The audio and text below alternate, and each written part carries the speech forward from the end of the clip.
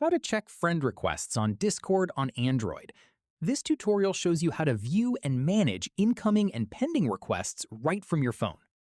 First, open the Discord app on your Android device. From there, tap the Messages icon at the bottom of the screen.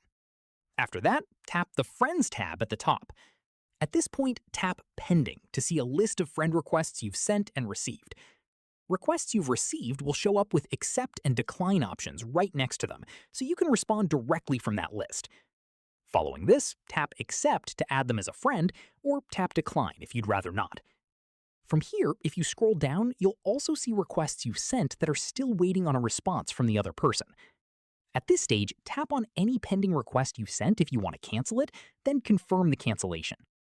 Keep in mind, Discord limits how many friend requests you can send in a short period of time, so if you're not receiving responses, it may just be that the other person hasn't seen it yet, rather than anything on your end. That's how you check friend requests on Discord on Android.